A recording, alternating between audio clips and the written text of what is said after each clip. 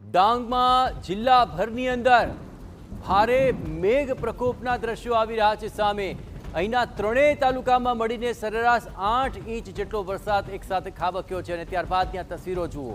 હાલ તો પરિસ્થિતિને લઈને અહીં જિલ્લાની અંદર શાળા કોલેજો આંગણવાડીમાં રજા જાહેર કરી દેવામાં આવી છે। ખાસ કરીને અંબિકા, ગીરા, ખાપરી અને પૂર્ણા નદીએ ભારે વરસાદને કારણે આ રૌદ્ર સ્વરૂપ ધારણ કર્યું છે। તે તસવીરોમાં જુઓ।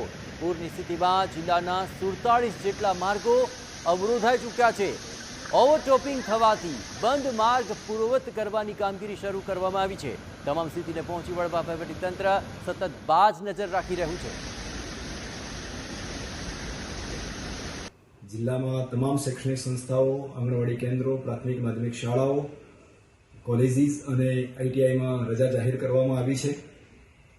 ભારે વરસાદને કારણે ઓવરટોપિંગ થવાથી 47 જેટલા માર્ગો અવરોધાયા છે।